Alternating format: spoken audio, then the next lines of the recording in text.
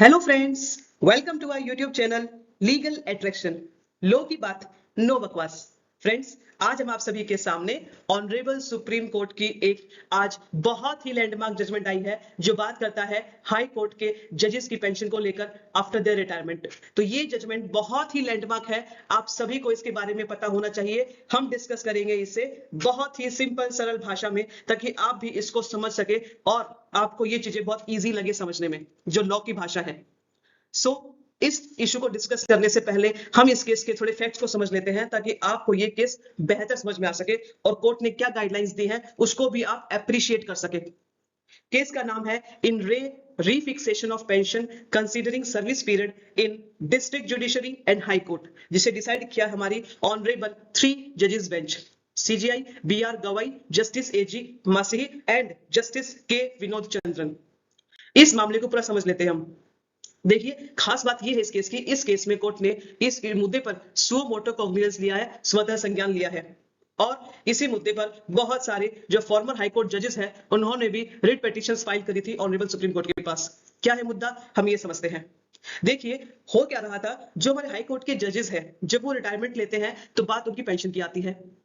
और दिक्कत ये थी कि उन जजेस के बीच में अलग अलग ग्राउंड्स पे डिस्क्रिमिनेशन किया जा रहा था, भेदभाव किया जा रहा था और किसी को ज्यादा पेंशन दे रहे थे, किसी को कम पेंशन दे रहे थे।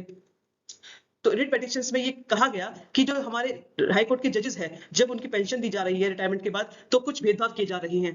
क्या भेदभाव, जैसे कि क्या डिस्पैरिटी आती है। कहा गया कि यदि कोई फॉर्मर हाई कोर्ट जज है जो कि पहले परमानेंट जज थे, यदि वो परमानेंट जज के रूप में रिटायर हो रहे हैं तो उनको ज्यादा पेंशन मिल रही है, लेकिन यदि कोई एडिशनल हाई कोर्ट के जज है यदि वो रिटायर होते हैं तो उनको कम पेंशन दी जा रही है। तो ये भेदभाव ठीक नहीं है। दूसरा पॉइंट ये कहा गया सोर्स ऑफ एंट्री का, मतलब यदि कोई ये देखा जाता है कि जो हाई कोर्ट के जज रिटायर हो रहे हैं तो वो हाई कोर्ट के जज के रूप में किस प्रकार एलिवेट हुए थे, क्या वो बार से आ रहे हैं या वो बेंच से आ रही है। मतलब यदि कोई जज डिस्ट्रिक्ट जज थे, डिस्ट्रिक्ट जज के बाद वो हाई कोर्ट के जज के रूप में एलिवेट हुए हैं, मतलब वो बेंच से आए हैं, तो उनको कम पेंशन दी जा रही थी।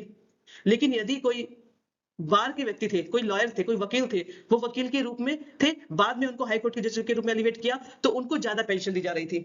तो इस प्रकार का जो भेदभाव है वो बिल्कुल गलत है। तो सुप्रीम कोर्ट ने भी इस मुद्दे को बहुत सीरियस माना कि इससे तो जो हाई कोर्ट के जजेस हैं उन पे इफेक्ट पड़ता है, उनकी पेंशन को लेकर, उनके फर्दर रिटायरमेंट बेनिफिट्स को लेकर। तो कोर्ट ने इस केस को सीरियस लेते हुए बहुत ही इंपॉर्टेंट डायरेक्शंस पास करी है यूनियन ऑफ इंडिया को कि आपको इन डायरेक्शंस को फॉलो करना ही पड़ेगा। क्या क्या इस केस में कोर्ट ने कहा है ये समझ लेते हैं। पहली बात, कोर्ट ने कहा equal pension for all retired high court जजेस। जितने भी हाई कोर्ट के जजेस हैं यदि जब वो रिटायर होते हैं तो सभी को बराबर से पेंशन दी जाएगी, full and equal pension, irrespective कि जज जो हाई कोर्ट के जज हैं यदि वो परमानेंट हाई कोर्ट के जज थे या वो एडिशनल जज थे हाई कोर्ट के, वो किस रूप में रिटायर हो रहे हैं डजंट मैटर, आप उनको फुल पेंशन देंगे।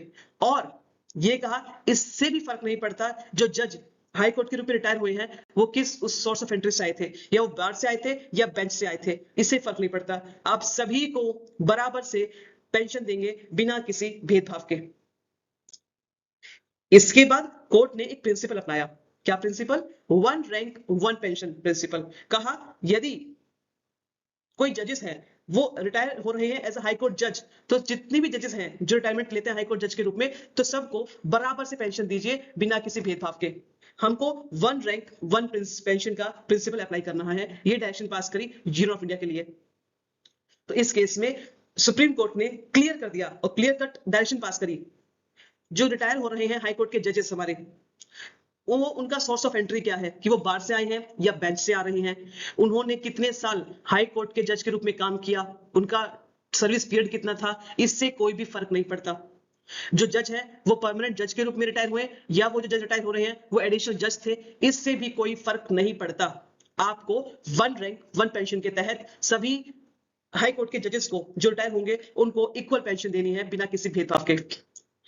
अब ये समझ लीजिए पेंशन मिल कितनी रही है, आप सभी इसी का तो वेट कर रहे होंगे जानने के लिए कि जो हमारे हाई कोर्ट के जजेस हैं उनको पेंशन कितनी मिलेगी। ये भी हमारे ऑनरेबल सुप्रीम कोर्ट ने अमाउंट फिक्स कर दिया, अब कोई स्ट्रेस ही नहीं, साफ क्लियर कर दिया कि जो हमारे retired chief justice of high courts होंगे उनको मिलेगी ₹15 लाख पर एनम उनकी पेंशन अमाउंट। और जो अदर हाईकोर्ट के जजेस हैं उनको मिलेगा ₹13.50 लाख पर एनम। और ये कहा कि जो हाईकोर्ट के जजेस हैं जिनको आप ₹13.50 लाख पर एनम दे रहे हैं, चाहे वो परमानेंट जज के रूप में रिटायर हुए हो या वो एडिशनल जज के तौर पर रिटायर हुए हाईकोर्ट से, उन सबको बराबर पेंशन दी जाएगी जो है 13.50 लाख पर एनम। कोई इशू ही नहीं।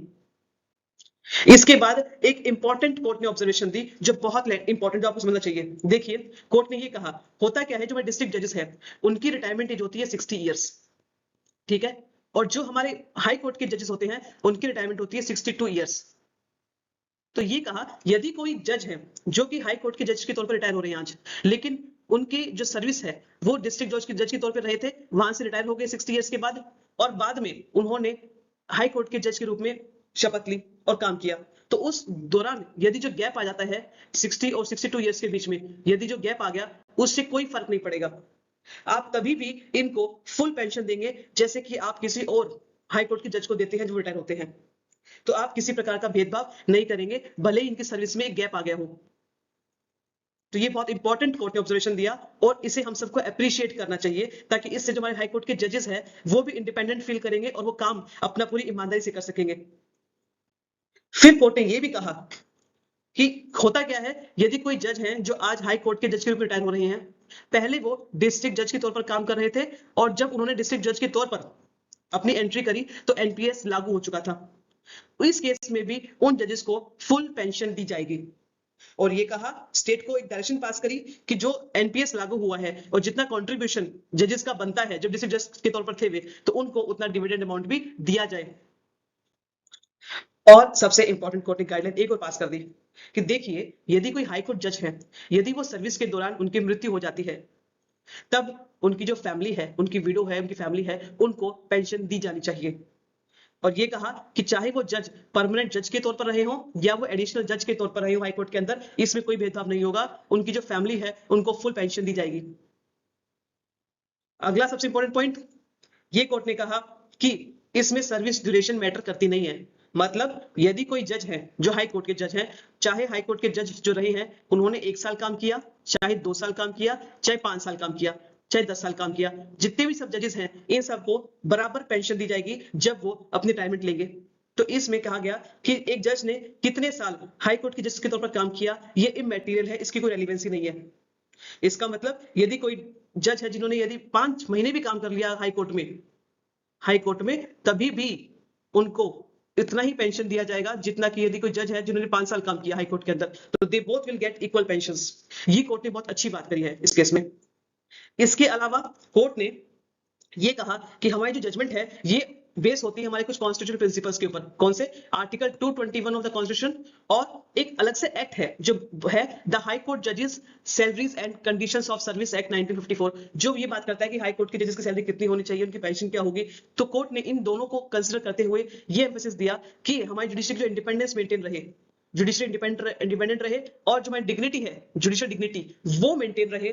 इसीलिए ये इंश्योर करना जरूरी है कि रिटायरमेंट के बाद भी जो हमारे जजेस हाई कोर्ट के, उनको बराबर से पेंशन दी जाए, ताकि किसी प्रकार का भेदभाव ही ना रहे जजेस के अंदर।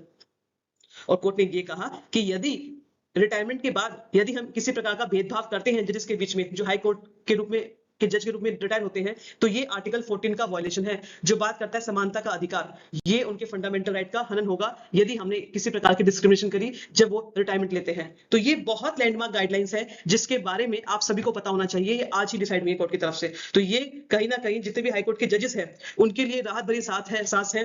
वो खुश होंगे इस जजमेंट को सुनकर कि अब फाइनली हर तरह का स्ट्रेस खत्म, उनको बराबर पेंशन दी जाएगी बिना किसी भेदभाव के। तो आपको ये गाइडलाइंस कैसी लगी, आप हमें कमेंट सेक्शन के माध्यम से जरूर बताइएगा कि आपका क्या ओपिनियन गाइडलाइंस को लेकर। और आपको यदि हमारा चैनल अच्छा लगा हो, वीडियोस अच्छी लगी हो, कि आपकी जानकारी बढ़ रही है, तो हमारे चैनल को लाइक, शेयर, सब्सक्राइब जरूर करिए, कमेंट्स कीजिए, ताकि हमें मोटिवेशन मिले अच्छी वीडियोस बनाने का। Thank you friends.